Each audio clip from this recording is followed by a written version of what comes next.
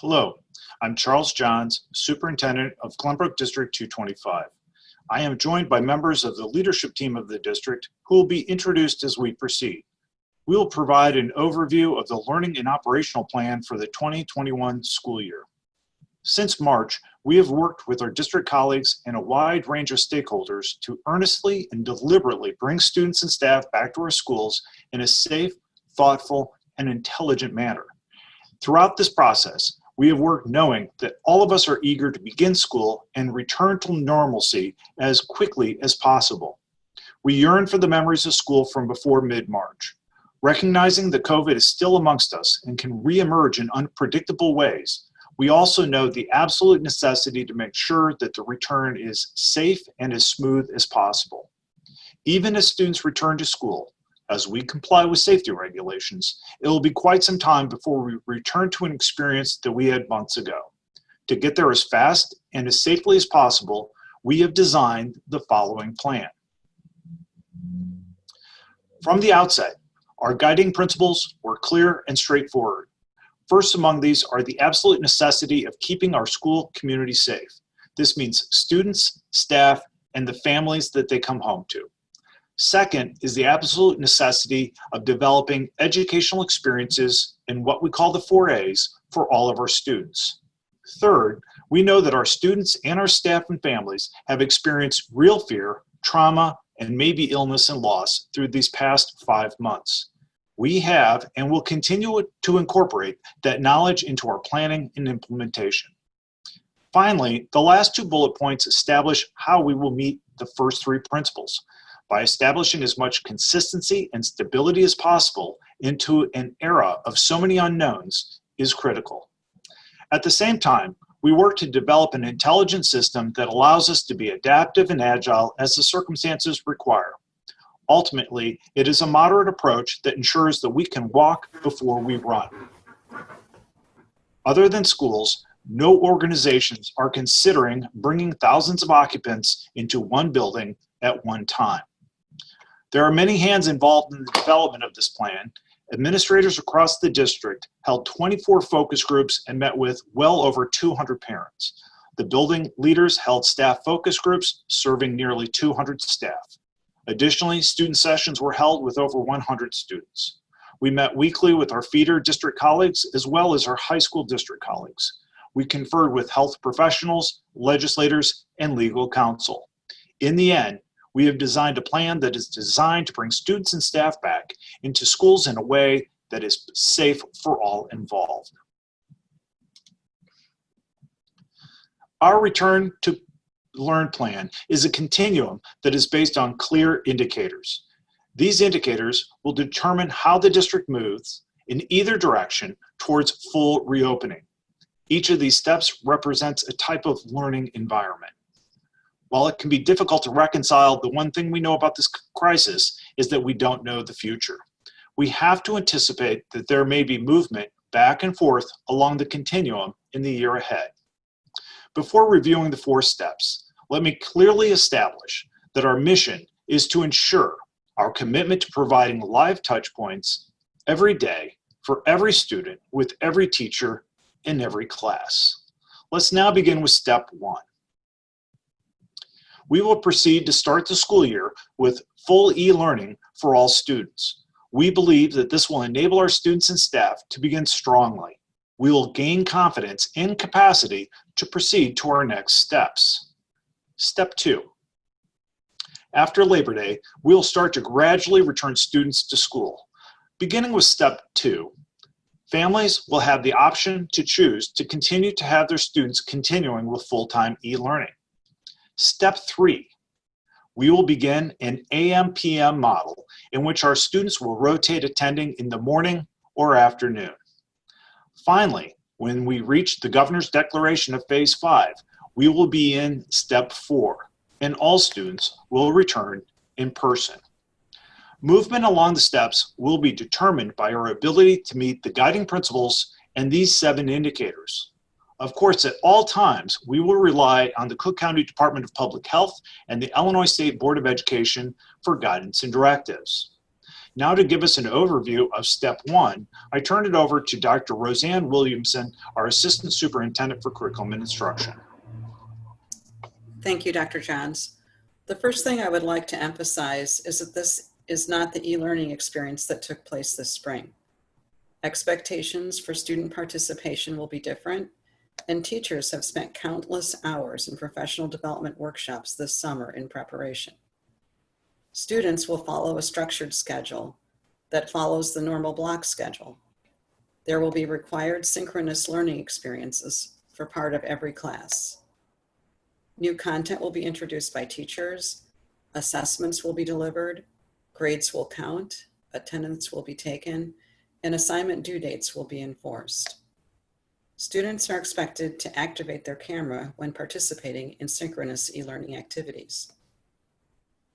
In addition, extracurricular clubs and activities may begin meeting either virtually or in person, making sure that we're following safety parameters. And social emotional curriculum will be integrated into physical education and health courses.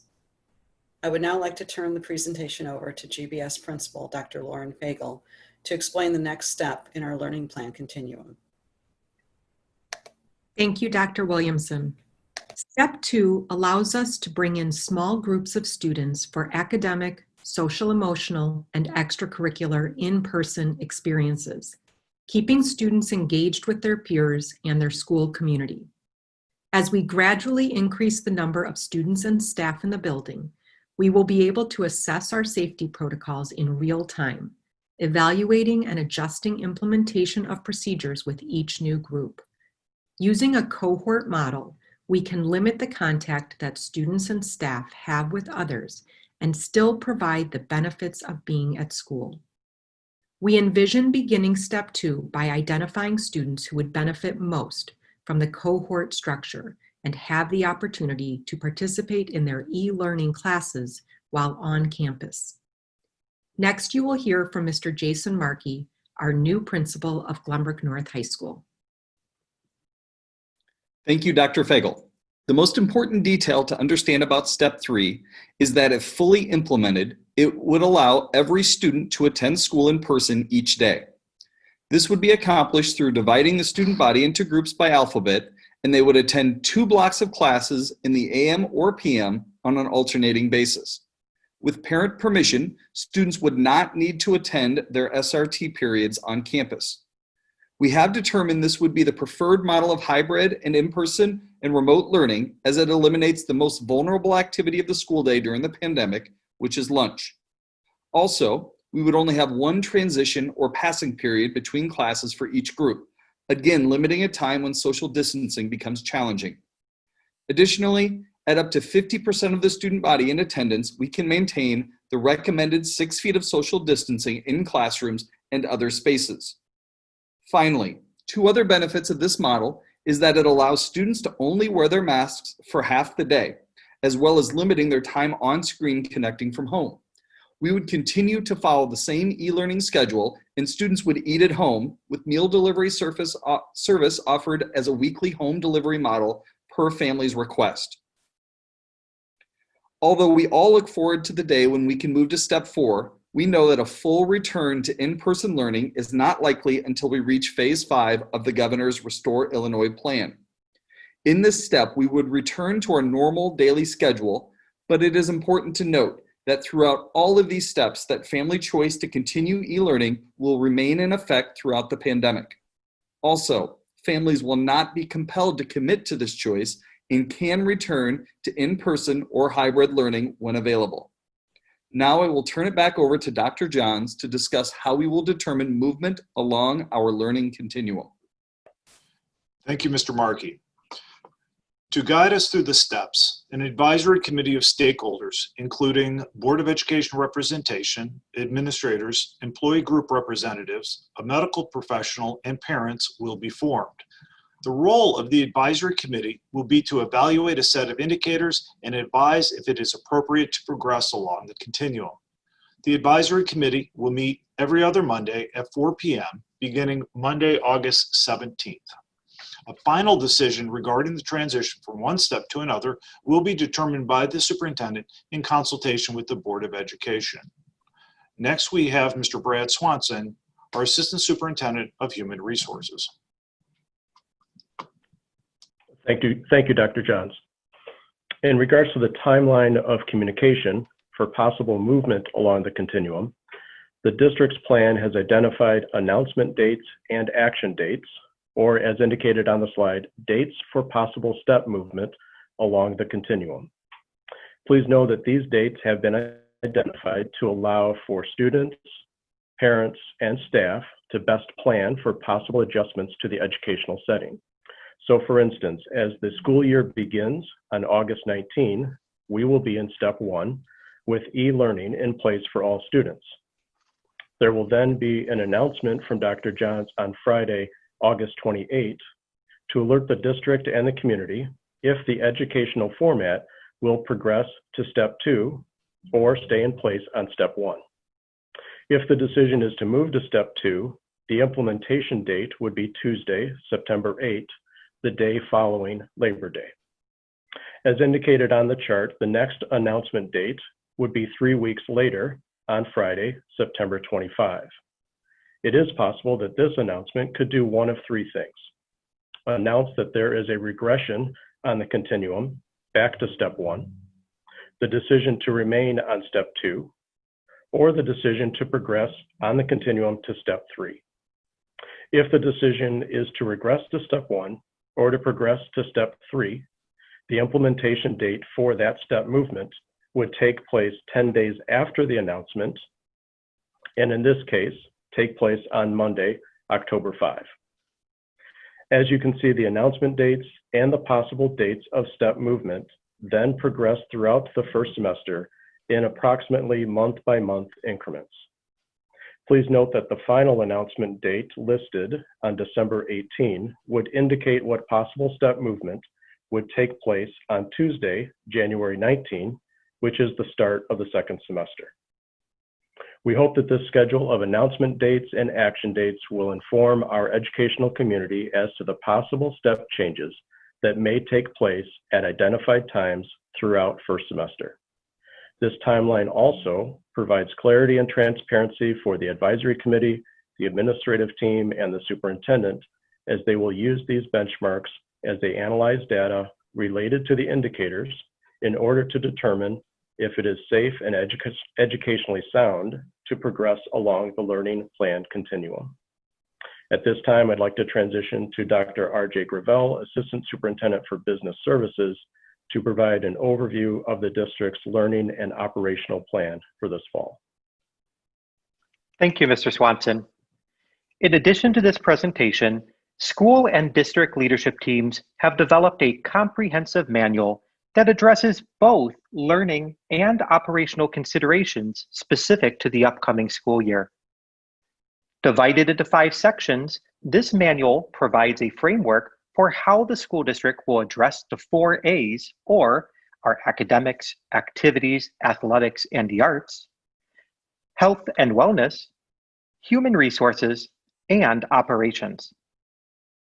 Parents, students, and staff will find detailed guidance on how the school district has implemented social distancing strategies, including the 6-foot distancing standard across all learning spaces, updated its school building entry and school bus boarding procedures to include a daily health questionnaire for all students, staff, and visitors, inclusive of an on-site temperature check, developed face covering procedures, and also procured reusable face coverings for all students and staff, and has developed a meal service delivery program for all families participating in our Student Financial Assistance Program to receive meals at home.